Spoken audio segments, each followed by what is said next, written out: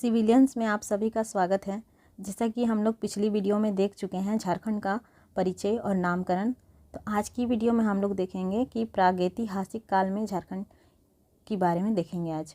तो प्रागैतिहासिक काल सबसे पहले क्या होता है तो वो देखेंगे कि वह काल जिसके लिए कोई लिखित साक्ष्य उपलब्ध नहीं है और हम लोग को उसके लिए पूर्णतः पुरातात्विक साक्ष्यों पर निर्भर रहना पड़ता है। अब पुरातात्विक साक्ष्य क्या होते हैं? वैसे साक्ष्य जो हमें भौतिक रूप से दिखाई देते हैं, जैसे कि इमारत हो गया, सिक्का हो गया, अवशेष हो गया। तो इन सबों से हम लोग को जिस काल के बारे में पता चलता है उन्हें प्रागैतिहासिक काल कहा जाता है। अब प्रागैतिहासिक काल को भी 3 भागों में बांटा गया है: पूरा पाषाण काल, मध्य पाषाण काल और नव पाषाण काल। पूरा पाषाण काल का टाइम पीरियड सबसे ज़्यादा लंबा था, फिर मध्य पाषाण काल और नव पाषाण काल को भी 3 भागों में बांटा गया है। पहला आता है ताम्र पाषाण काल, कांस्य युग और लोह युग। हम लोग एक एक करके तीनों कालों के बारे में पढ़ेंगे। पूरा पाषाण काल, तो पूरा पाषाण काल की अवधि 25 लाख ईसा पूर्व से लेकर 10,000 ईसा पूर्व तक मानी जाती है। ये डेट टाइम पीरियड पूछता नहीं है, सिर्फ ये पूछा गया था कि किस काल की सबसे ज़्यादा लंबी अवधि है। तो आपको ध्यान में रखना है कि पूरा पाषाण काल की अवधि सबसे ज़्यादा लंबी थी। अब पूरा पाषाण काल में क्या क्या हुआ था तो देखते हैं। उस समय वहाँ के लोग, मतलब पूरा पाषाण काल के समय लोग आखेटक मतलब शिकारी एवं खाद्य संग्राहक थे। उन्हें कृषि का ज्ञान नहीं था। आग की जानकारी उन्हें हो चुकी थी, लेकिन उनका उपयोग कैसे किया जाए ये उन्हें नहीं पता था। अब पूरा पाषाण काल में झारखंड में क्या हुआ था तो उसको देखते हैं। तो पूरा पाषाण काल का जो अवशेष है हमें झारखंड के हजारीबाग जिला, बोकारो जिला, रांची, देवघर, पश्चिमी सिंहभूम तथा पूर्वी सिंहभूम से प्राप्त होते हैं। हजारीबाग जिला से हमें मानव द्वारा निर्मित पत्थर के औजार प्राप्त हुए। पूरा पाषाण काल में हमें हजारीबाग जिला से पत्थर के औजार मानव द्वारा निर्मित प्राप्त हुए थे। अब मध्य पाषाण काल की जो अवधि है वह 10,000 ईसा पूर्व से 4,000 ईसा पूर्व तक मानी जाती है। और एक क्वेश्चन था प्रीवियस ईयर्स में, पंचायत सचिव में पूछा गया था कि झारखंड के इतिहास की शुरुआत किस काल को मानी जाती है। तो याद रखना है, इतिहास की शुरुआत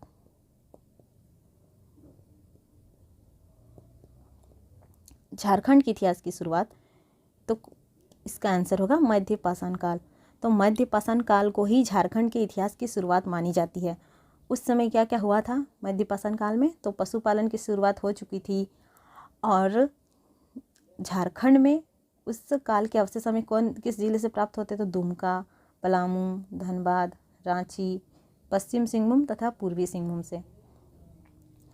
अब देखते हैं नव पाषाण काल। तो नव पाषाण काल की अवधि 10,000 ईसा पूर्व से लेके 1,000 ईसा पूर्व तक मानी जाती है। इस समय कृषि की शुरुआत हो चुकी थी, आग का उपयोग करना सीख गए थे। पूरा पाषाण काल में सिर्फ आग की खोज हुई थी। पूरा पाषाण काल में आग की खोज हुई थी, लेकिन नव पाषाण काल में आग का उपयोग भी आदमी जान चुके थे। और झारखंड में किस जिले से प्राप्त हुई थी इसकी अवशेष? तो रांची, लोहारदगा, पश्चिमी सिंहभूम तथा पूर्वी सिंहभूम। और छोटा नागपुर प्रदेश में 12 हस्तकुठार पाए गए थे। हस्तकुठार मतलब इस शेप की जो औजारें होती थी उन्हें हस्तकुठार कहा जाता है। तो छोटा नागपुर प्रदेश से कितने हस्तकुठार प्राप्त हुए थे? तो 12 हस्तकुठार। और हस्तकुठार इस तरह दिखते हैं। अब आते हैं ताम्र पाषाण काल। ताम्र पाषाण काल नव पाषाण काल के अंतर्गत ही आता है। तो इसकी अवधि 4,000 ईसा पूर्व से 10,000 ईसा पूर्व तक है। और ये जो काल है वो हड़प्पा पूर्व काल, हड़प्पा काल और हड़प्पा पश्चात काल तीनों कालों से संबंधित है। इस समय पत्थर के साथ साथ तांबे का भी प्रयोग आरंभ हो चुका था और मानव द्वारा जो प्रथम धातु थी वो तांबा ही थी। प्रयोग की जाने वाली प्रथम धातु तांबा ही थी। उस समय उस काल का जो केंद्र बिंदु था, ताम्रपाषाण काल का केंद्र बिंदु झारखंड में सिंहभूम जिला था। और जनजातियों में असुर, बिरजिया तथा बिरहोर तांबा गलाने तथा उपकरण बनाने की कला में निपुण थे। झारखंड के कई स्थानों से तांबा की कुल्हाड़ी तथा कई स्थानों से तांबा की कुल्हाड़ी मिली है और तथा हजारीबाग के बाहरगंडा इससे हमें तांबे की 49 खानें प्राप्त हुई है। अब देखते हैं नेक्स्ट तांबा युग। इस युग में तांबा से निर्मित उपकरणों का प्रयोग हो रहा था। असुर बिरजया बिरहोर के द्वारा तांबा के खानों से अयस्क निकालकर व उसे गलाकर उपकरणों का निर्माण किया जा रहा था। नेक्स्ट देखते हैं हम लोग कांस्य युग।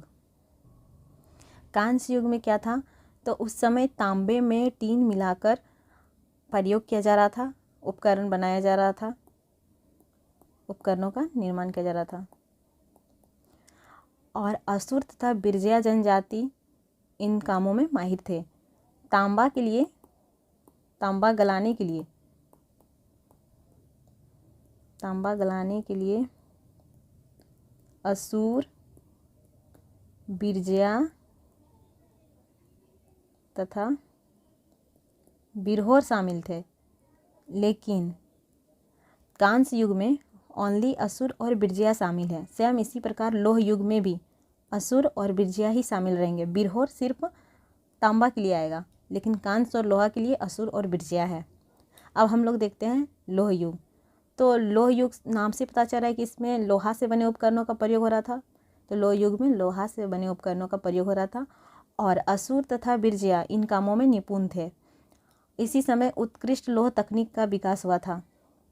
और इस युग से हमें ये पता चलता है कि झारखंड का जो संपर्क था विदेशी राज्यों से भी था, क्योंकि झारखंड में निर्मित लोहा का प्रयोग लोहा मेसोपोटामिया तक भेजा जाता था। वर्तमान में ये इराक में है, मेसोपोटामिया तक भेजा जाता था, जहाँ दमिश्क हो गया सीरिया की राजधानी, जहाँ दमिश्क में जो लोहा झारखंड से भेजा जाता था उससे तलवार का निर्माण किया जाता था।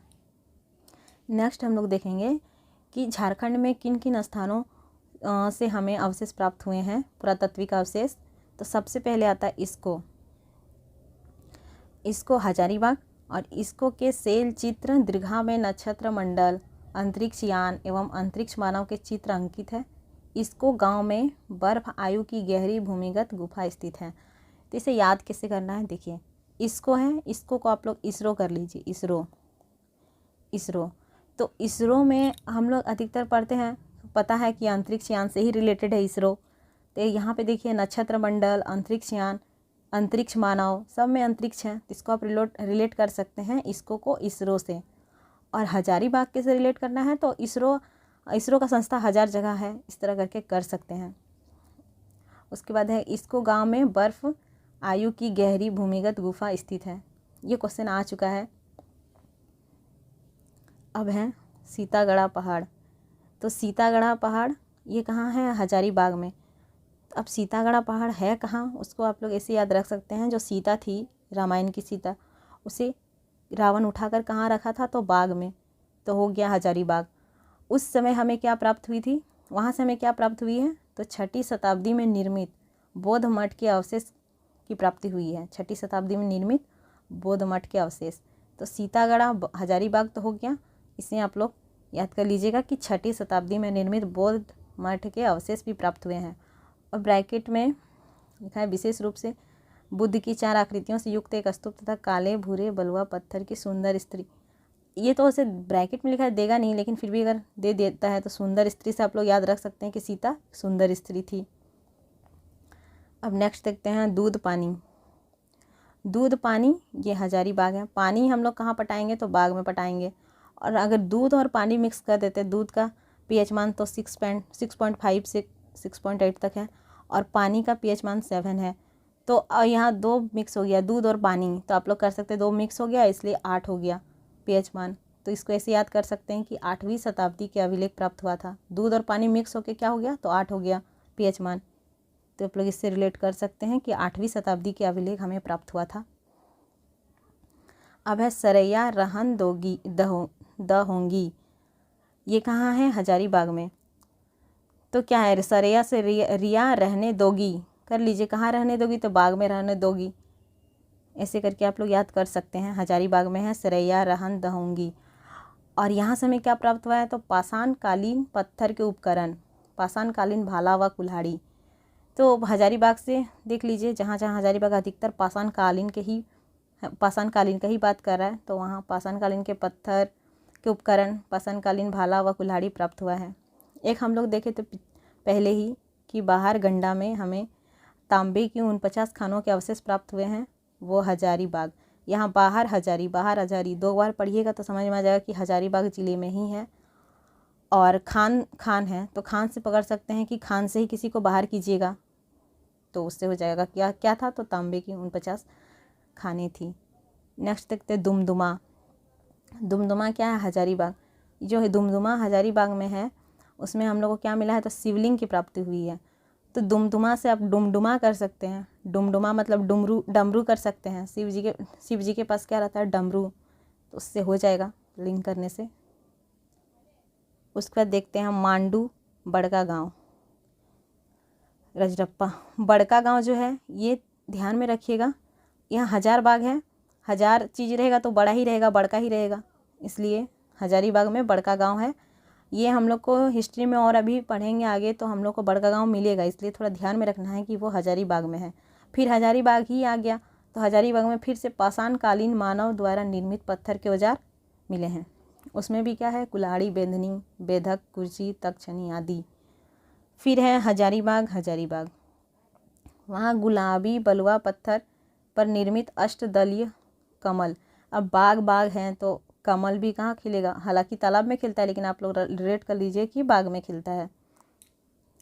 नेक्स्ट आता है भवनाथपुर, गढ़वा में। भवनाथपुर कहाँ है, तो गढ़वा में। वहाँ से हमें क्या प्राप्त हुआ है, तो आखेट के चित्र जिनमें हिरन, भैंसा आदि पशुओं के चित्र हैं। तो आप इससे इस तरह रिलेट कर सकते हैं। भवनाथपुर है तो आप इसे कर लीजिए भावना। अगर आप ज़्यादा भावना में बह जाइएगा तो गढ़ा में गिर जाइएगा और क्या हो जाएगा, आपका शिकार हो जाएगा। आखेट याद रखिएगा, आखेट से शिकार, इस तरह आप लोग लिंक कर सकते हैं। नेक्स्ट आता है पांडु पलामू, यहाँ है पत्थर की चौकी और पटना। तो पी इस तरह कर सकते हैं आप लोग। पी से पांडु, पी से पलामू। वहाँ क्या पाया गया है, तो 4 पाए वाली पत्थर की चौकी, और इसे कहाँ सुरक्षित रखा गया है, तो पटना संग्रहालय में। अब नेक्स्ट आते हैं पलामू किला, जो लातेहार में। पलामू किला है लेकिन लातेहार में, क्योंकि पलामू का ही हिस्सा था, लातेहार बाद में अलग हो गया, लेकिन जो किला है वो लातेहार में ही रह गया। इसलिए नाम से कंफ्यूज नहीं होना है कि पलामू किला है तो वो पलामू में होगा। तो आप लोग इसको इस तरह याद रख सकते हैं कि आप किसी को लात मार के क्या हो जाइएगा, पला जाइएगा, ठीक है। अब किला है, पलामू का किला। अगर किला है तो वहाँ पे सब आराम ही करेगा। तो भूमि स्पर्श मुद्रा में एक मूर्ति है भगवान बुद्ध की। अब नेक्स्ट आते पलामू प्रमंडल। पलामू प्रमंडल में भी 3 जिला आता है। पलामू आ गया, गढ़वा हो गया और लातेहार। तो 3 जिला आता है। इससे आप लोग याद रख सकते हैं कि इसमें तीनों कालों के औजार प्राप्त हुए हैं, पुरा पाषाण, मध्य पाषाण और नव पाषाण। अब बारूडी सिंहभूम, देखिए बारू को कर लीजिए बालू। हम लोग को बालू कहाँ मिलेगा, भूमि में मिलेगा, बालू भूमि। तो बारूडी सिंहभूम में है। और हमें वहाँ क्या प्राप्त हुई है, तो पाषाणकालीन मृदभांड के टुकड़े, पत्थर की हथौड़ी, पक्की मिट्टी के मटके, ठीक। अब नेक्स्ट आते हैं बेनू सागर सिंहभूम। सागर भी कहाँ रहेगा, भूमि में ही रहेगा, एक तो हो गया। और एक क्या कर सकते हैं कि यहाँ 7वीं शताब्दी की जैन मूर्तियाँ मिली है। तो हम लोग हमेशा सुने हैं 7 समुंदर, तो आप लोग कर सकते हैं 7 सागर। इससे आप लोग को याद हो जाएगा कि हाँ बेनू सागर है, तो बेनू सागर से समुंदर कीजिएगा तो 7 समुंदर पार सुने हैं। उस तरह 7वीं शताब्दी की जैन मूर्तियाँ हमें मिली है। अब आते हैं नेक्स्ट चक्रधरपुर। अब देखिए चक्रधरपुर, यहाँ सिंहभूम है। चक्र किन के पास रहता है, तो विष्णु जी के पास होता है। और हम लोग को पता है कि विष्णु जी का नाम क्या है, नरसिंह। तो यहाँ सिंह कर सकते, इससे आप लोग पकड़ सकते हैं कि चक्र सिंह है, तो चक्रधरपुर कहाँ होगा, सिंहभूम में। और ये जो लिखा है नवपाषाणकालीन चाकूनुमा धारदार पत्थर, तो चक्र तो खुद धारदार होता ही है, इससे हो जाएगा। नुकीला है, चाकूनुमा हो जाएगा इससे भी। नेक्स्ट आते हैं बुरहादी बुर्जू चाईबासा पश्चिमी सिंहभूम। इसके लिए फ़िलहाल मुझे कोई ट्रिक समझ में नहीं आ रहा है, इसको ऐसे याद रख लीजिएगा। नवपाषाणकालीन पत्थर के कुदाल, छेनी, चाकू, पोलिस्तार छेनी। नेक्स्ट आते हैं बोन अगरा, पश्चिमी सिंहभूम। यहाँ बोन है, बोन मतलब हड्डी कर लीजिए, या फिर सिंहभूम याद रखना है तो आप लोग इस तरह याद कर, बोन सबसे ज़्यादा बोन कहाँ है तो सिंहभूम में। और बोन, बोन माना हड्डी हो गया, तो हाथ में तो हड्डी होता ही है, तो हाथ से बने मृद भांड, पत्थर के मनके, कुल्हाड़ी, फिर वलय प्रस्तर मतलब रिंग स्टोन, और रिंग हम लोग कहाँ पहनते हैं तो हाथ में, तो उसमें भी हड्डी होता है। इस तरह करके रिलेट करके याद रख सकते हैं। नेक्स्ट आता है बानाघाट। यहाँ बानाघाट में आप देखिए घाट है, घाट मतलब तालाब का घाट, और घाट कहाँ मिलेगा तो भूमि में ही मिलेगा। इससे आप लोग रिलेट कर सकते हैं। और क्या है कि घाट मतलब तालाब का घाट में हम लोग क्या देखते हैं, पत्थर रहता है, वो भी क्या काले रंग का। ठीक। लोहारदगा, यहाँ लोहारदगा है, लोहारदगा कहाँ, लोहारदगा में ही है। प्रागैतिहासिक कालीन कांसे का प्याला, सिंपल आप लोग को याद रखना है, लोहा है लेकिन लोहा की जगह हम लोग कांसे का प्याला मिला है। लोहारदगा है लेकिन हमें कांसे का प्याला मिला है, इस तरह याद रख सकते हैं। नामकुम रांची, नामकुम रांची ये तो पता है, लगभग किसी को पता ही होगा सभी को। तो नाम से कर लीजिए राम, राम के पास क्या है तो राम के पास वान था, तीर धनुष था ना, तो वान के फलक। नेक्स्ट आते हैं मुरद, मुरद खुटी। सब मुरद से मुराद कर लीजिए, सबका मुराद होता है कि उसके पास सिकड़ी चेन हो, अंगूठी हो, लेकिन किसकी, तांबे की सिकड़ी हो और कांसे की अंगूठी हो, सबका मुराद रहता है। फिर है दरगामा खुट्टी, ये ताम्रपाषाण काल के गांव है। दरगामा क्या है, उस समय का गांव है, ताम्रपाषाण काल के समय का गांव। झरिया, झरिया कहाँ है, धनबाद में है, और वहाँ से हमें क्या मिली है तो पूरा पाषाणकालीन पत्थर की कुल्हाड़ी व भाला। नेक्स्ट आते हैं लूप घड़ी। देखिए लूप घड़ी कब्रगाह के अवशेष, कब्रगाह के अंदर, लूप माने आप कर दीजिए लुप्त हो गया, गायब हो गया, तो कहाँ गायब हो जाएगा, अब कब्र के अंदर रहिएगा तो गायब ही रहिए, दिखिएगा नहीं किसी को, तो गायब हो गए। तो लूप घड़ी तो कब्रगाह के अवशेष, कब्रगाह के अंदर से तांबे का आभूषण व पत्थर के मनके। और एक याद रखना है छोटा नागपुर पठारी क्षेत्र। तो छोटा नागपुर पठारी क्षेत्र में क्या होगा, पठारी क्षेत्र है तो आदि मानव का निवास का साक्ष्य हमें वहाँ से मिला है। अब आते हैं अन्य नवीनतम अवशेष। तो नौडिया जो है पलामू में है, वहाँ से हमें क्या मिला है तो मिट्टी के सुराही में 102 चांदी के सिक्के मिले हैं, और पुरातात्विक अध्ययनों से बताया गया है कि ये औरंगजेब कालीन सिक्के हैं।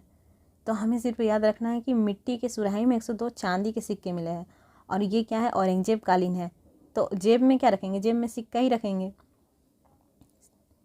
उसके बाद है गुमला, गुमला ज़िले के सिसई प्रखंड, जो गुमला ज़िले में नवरत्नगढ़ का किला स्थित है, और नवरत्नगढ़ के किला को जब खुदाई की गई तो वहाँ उन्हें एक भूमिगत महल मिला है, मतलब भूमिगत महल मिला मतलब गुम था महल, गुमला।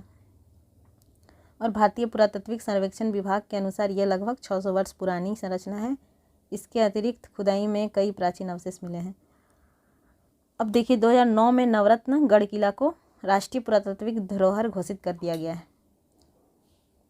अब मैप में लोकेशन देख लेते हैं।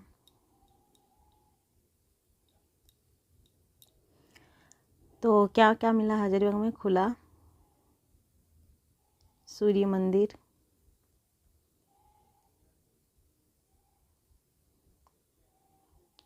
शैल चित्र, दीर्घा, ये कहाँ तो इसको में मिला।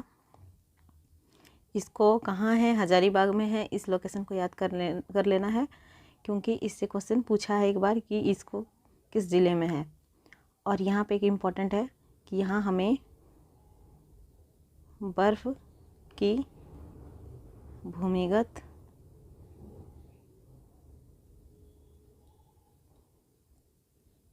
गुफा मिली, और दुमदुमा में हमें एक शिवलिंग की प्राप्ति हुई है। दूध पानी से 8वीं सदी के अभिलेख की प्राप्ति हुई है।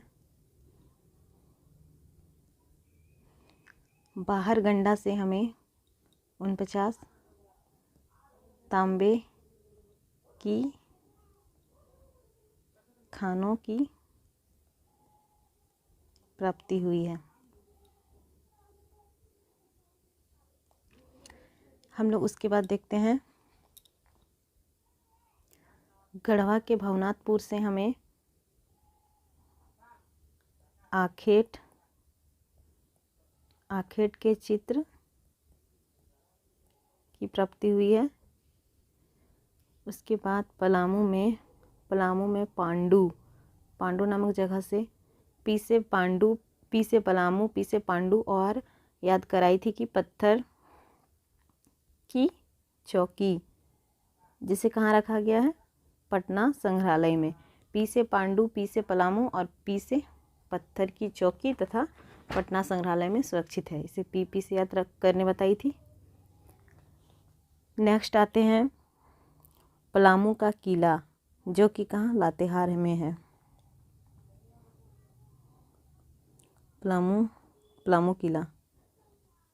किला से हमें किस चीज़ की प्राप्ति हुई है, तो यहाँ भगवान बुद्ध की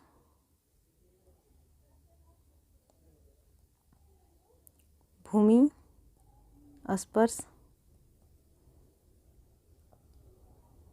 मुद्रा में एक मूर्ति की प्राप्ति हुई है। नेक्स्ट हम लोग देखेंगे सिंहभूम लिखा है ऑनली, तो वो पश्चिम सिंहभूम के ही बारे में बात कर रहा है। तो वो वहाँ पश्चिमी सिंहभूम में हमें क्या प्राप्ति हुई है, तो पाषाण कालीन मृदु भांड,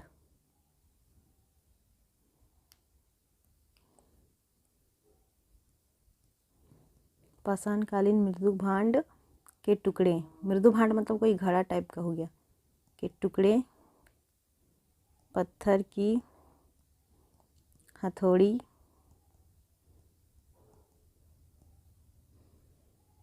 फिर बेनू सागर से मिला है 7वीं शताब्दी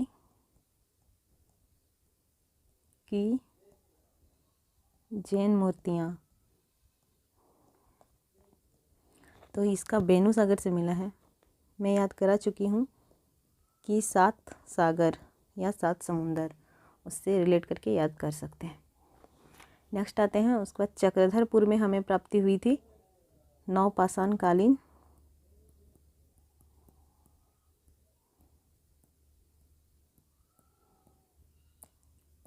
चाकूनुमा धारदार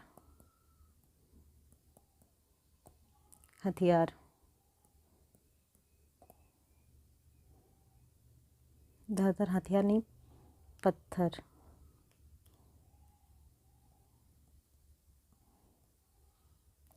अब देखते हैं पूर्वी सिंहभूम से क्या प्राप्ति हुई थी। तो इसमें भी पाषाणकालीन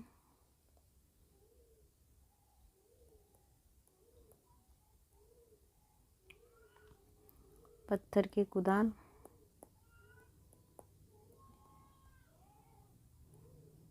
फिर था हाथ से बने मृदु भांड, और भी था कुल्हाड़ी,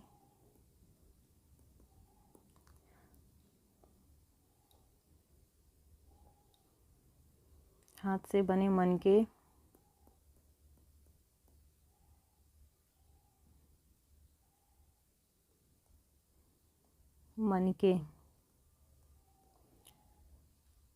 नेक्स्ट देखते हैं लोहारदगा में। तो लोहारदगा में बताई थी कि लोहा का है, लेकिन वहाँ लोहारदगा, तो नाम से लोहारदगा पता चल रहा है, लेकिन वहाँ कांसे का प्याला मिला था।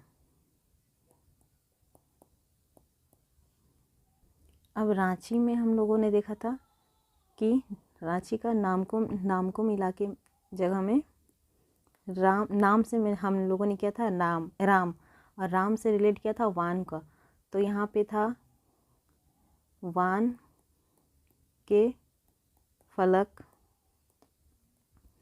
तथा तांबे एवं लोहे के औजार।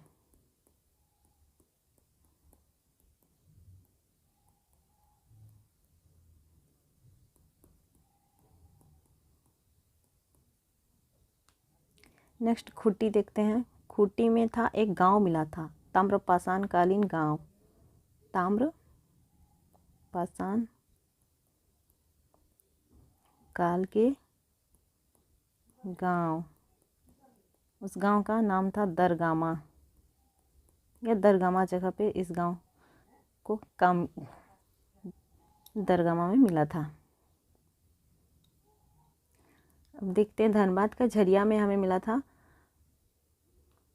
पत्थर पाषाण, पूरा पाषाणकालीन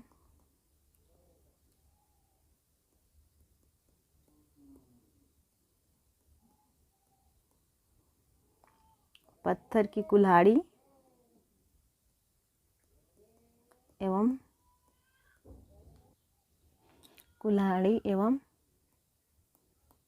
भाला। आज की वीडियो में बस इतने ही। मैं आशा करती हूँ कि आप लोगों को वीडियो पसंद आई होगी, और नेक्स्ट क्लास में हम लोग देखेंगे झारखंड के धार्मिक आंदोलन और प्राचीन इतिहास देखेंगे। अभी के लिए थैंक यू।